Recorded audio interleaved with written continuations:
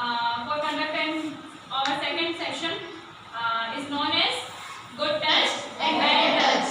हाँ, और ये सेफ स्कूल सेफ राजस्थान के थ्रू ये कंडक्ट किया जा रहा है ये सेशन। फर्स्ट सेशन जो आपका हुआ था ना, उसी का ये सेकंड रिपीटिंग सेशन है through which we know more about touch. That is two types of touch, good touch and bad touch. One by one we know about both of. Okay, first we are talking about अच्छा सुरक्षित स्पर्श क्या है, good touch. First है माता पिता द्वारा प्यार और स्नेह के रूप में स्पर्श। आपके जो पेरेंट्स होते हैं, ग्रैंड पेरेंट्स होते हैं, या फिर आपके if you live in a joint family तो यू हैव अंकल आंटी, है ना, मोर देन पेरेंट्स, आपके और भी पेरेंट्स होते हैं ना, तो माता पिता के द्वारा आपको जो टच दिया जाता है, जो प्यार दिया जाता है, उनकी जो फीलिंग होती है आपके थ्रू, जो अफेक्शन होता है, उसको आपको किसमें लेना है, गुड टच में। वो किसमें आएगा, good touch. The affection of parents is combined on a good touch, वो गुड टच में आएगा। सेकंड है छोटे बच्चों को नहलाते समय माँ का स्पर्श। बेबीज होते हैं, न्यूबॉर्न बेबीज टू 1, 2 और 3 इयर्स, जब तक कि बेबी को बात कौन करवाता है, मम्मी। उसको बात टाइम उसकी मम्मी देती है ना, तो बात टाइम क्या होता है कि all the parts of the body is touch by a mother is known as a good touch. कि आपकी बॉडी के पार्ट को मदर के द्वारा टच किया जा रहा है। The feel you what you feel affection of a mother, आप क्या फील करोगे, माता का प्रेम ही तो फील करोगे, तो वो किसके अंदर आएगा, गुड टच के अंदर आएगा। द थर्ड इज दोस्तों और परिवार के सदस्यों द्वारा खुशियों के पल और स्पर्श। आपके जो फैमिली मेंबर्स होते हैं, आपका जो फ्रेंड सर्कल होता है, वो जो टच होता है, उनके द्वारा जो अफेक्शन आपको दिया जाता है, वो किस में आएगा, गुड टच में आएगा। नेक्स्ट है माता पिता या समाज के अन्य संबंधित व्यक्तियों द्वारा आशीर्वाद। आप टेम्पल में जाते हो या फिर आप किसी के पैर छूते हो, पैर स्पर्श जो बोलते हैं, हमारी कल्चर में जो है बहुत ही इसको अच्छा माना जाता है, तो आपको एक आशीर्वाद पर मिलता है ना, गॉड ब्लेस यू या बी हैप्पी, बी ब्लेस्ड, खुश रहो। तो ये जो आशीर्वाद है, ये किसके अंदर आएगा, गुड टच के। जब आप किसी के पैर टच करते हो तो अगला व्यक्ति जो है आपको यहाँ हेड के ऊपर अपना जो है हैंड टच करके आपको ब्लेसिंग्स देता है। तो ये जो ब्लेसिंग्स है, ये जो टच है, ये गुड टच के अंदर कंसिडर किया जाता है। ठीक है, नेक्स्ट है शिक्षकों द्वारा सराहना या शाबाशी। ये सबसे इम्पोर्टेंट है आपकी, जैसे आप स्कूल में आते हो, आपकी स्कूल की सराउंडिंग, आपका एटमॉस्फेयर है, तो यहाँ आप टीचर से भी मिलते हो ना, इसमें अलग अलग टीचर्स भी होते हैं, प्रिंसिपल भी है, आपके कलीग्स भी होते हैं, स्टाफ मेंबर्स हमारे, या फिर आपके भी को स्टूडेंट्स होते हैं सारे। तो जब टीचर आपको कोई आप अच्छा काम कर रहे हो तो वो आप कैसे करते हैं, वेरी गुड बेटा, well done, keep it up. In words के साथ वो आपको हैंड्स के थ्रू भी तो करते हैं ना एक्सप्रेस। तो ये जो तरीका होता है ना, ये वाला ये तरीका, ये किसके अंदर कंसिडर किया जाता है, गुड टच के अंदर कंसिडर किया जाता है। ठीक है, नेक्स्ट है दादा दादी के द्वारा आशीर्वाद के रूप में स्पर्श। आपके जो ग्रैंड पेरेंट्स होते हैं, आप छोटे से बड़े उनके साथ ही हुए होते हो, तो उनका जो स्पर्श होता है, आपका वो हाथ पकड़ते हैं, हाथ पकड़ के चलना सिखाते हैं आपको, है ना, तो ये जो स्पर्श होता है, ये भी किसके अंदर कंसिडर किया जाता है, गुड टच के अंदर कंसिडर किया जाता है। नेक्स्ट है माता पिता की उपस्थिति में डॉक्टर द्वारा।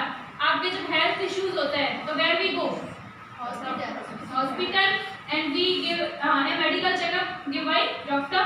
तो डॉक्टर आपसे पूछेगा ना कि भाई आपकी क्या है, कॉजेस क्या है, फिर वो उसको ट्रीट करेगा। तो उसके लिए डॉक्टर जब भी आपका हैंड करता है, यहाँ से टच करता है ना, या फिर आपकी जब भी बर्थ रेट बीपी वगैरह चेक की जाती है, ठीक है, तो वो जो स्टेथोस्कोप उसके ईयर्स में लगा रहता है, उसका जो सेकंड बर्ड्स होता है वो आपकी चेस्ट के ऊपर लगाया जाता है, तो वो टच जो होता है वो किसके अंदर कंसिडर किया जाता है, गुड टच के अंदर कंसिडर किया जाता है। क्यों, क्योंकि वो आपकी जो बीमारी है उसको वो डायग्नोसिस करेंगे, इसी के लिए ये टच उनका जरूरी होता है।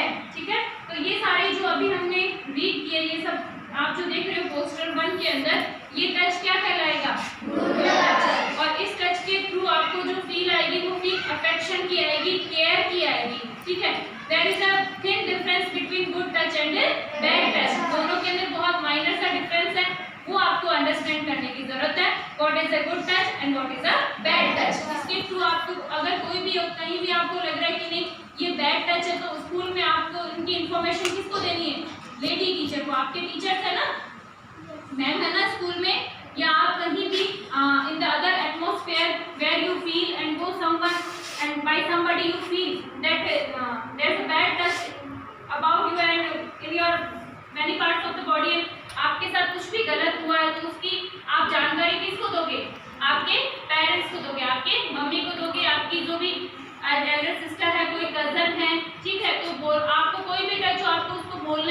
कोई अच्छा है या बुरा है या आपके साथ कुछ भी गलत हो रहा है। There is a sense in the body of a woman और अ गर्ल, एक सेंस होती है कि we can understand the feel behind the touch, कि हम टच के पीछे का जो फील होता है ना उसको हम सेंस कर सकते हैं कि it is good touch and what is bad touch. अब जो अपना नेक्स्ट है क्वेश्चन नंबर 3, इसमें हम सीखेंगे कि व्हाट विल यू डू, आप क्या करोगे if bad touch happen with you, आपके साथ कुछ होता है। तो देखो इसके अंदर 3 थिंग्स लिखी हुई है, नो, गो, टेल, से नो लाउडली। अगर आपके साथ कुछ भी गलत बिहेवियर हो रहा है, मिसबिहेवियर है, तो you should learn how to say no with loudly. आपको जोर से उसको रेसिस्ट करना, उसका आपका प्रतिरोध करना आपको, ठीक है।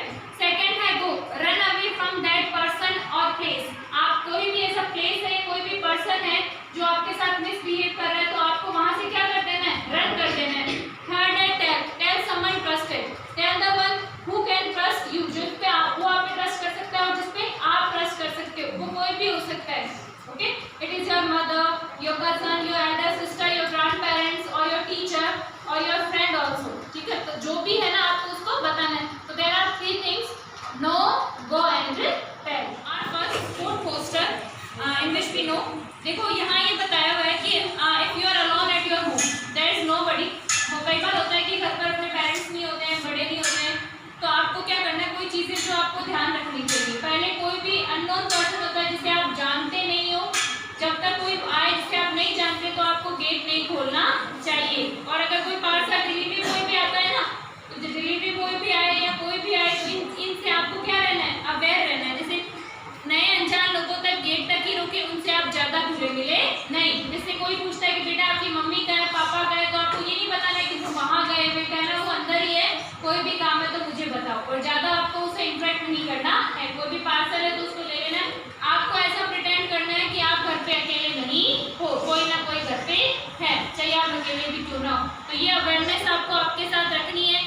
और जहाँ तक पॉसिबल हो, कोई भी अननोन जब भी आए, किसी का फोन आए, तो आपको उसको पिक नहीं करना है। ज़्यादा आपकी घर की जो इन्फॉर्मेशन है, आपकी इन्फॉर्मेशन है, वो आपको उसके साथ शेयर नहीं करनी है, ठीक है। एक ये चीज़ याद रखना है कि वी जनरली कंसाइडर, एक हमारे अंदर एक कंसेप्शन बना हुआ है कि जो बैड टच होता है वो जनरली गर्ल्स के साथ होता है, जबकि ऐसा नहीं होता है। It can be happen with a boy और ए गर्ल, ये दोनों के साथ हो सकता है। और ये जरूरी नहीं है कि ये लड़के के द्वारा ही हो, ये लड़की के द्वारा भी हो सकता है। तो आपको इसके बारे में भी अवेयर रखना है। ये किसके द्वारा भी हो सकता है, it will be your neighbour, और हो सकता है कि ये आपके घर के कोई मेंबर्स ही हो, ठीक है ना। घर के बड़े लोग होते हैं, उनमें से भी अगर आपको लग रहा है कि किसी का रवैया गलत है, किसी का जो बिहेवियर है वो आपके लिए गलत है, तो उसको भी आप बैड टच में कंसिडर करके इसकी भी आप जो है अपने पेरेंट्स या फिर किसी अदर के साथ जिसको भी आप ट्रस्ट करते हो, उसे आप बताया था ना हमने थर्ड कंसेप्शन टेल, उसको आप बता सकते हो। तो आपको 3 things remind in your mind, no, go and tell, ठीक है। एक गवर्नमेंट ने जो बड़ा ही अच्छा शुरू किया child helpline number, it is 1098 1098। इस पे आपको कॉल करना है। अगर आप कहीं अनजान हो, किसी ऐसी जगह पे ट्रैवल कर रहे हो, या फिर आपको लग रहा है कि you are in bad condition या फिर you are in danger and you need to know safety, तो आपको 1098 पे कॉल करना है और जो भी आपकी हेल्प होगी वो मिल जाएगी। ऐसा नहीं है कि आप शरारत के लिए फ़ोन कर दो या फिर बिना कोई समस्या के चलो मैं फ़ोन लगा के देखता हूँ, नहीं।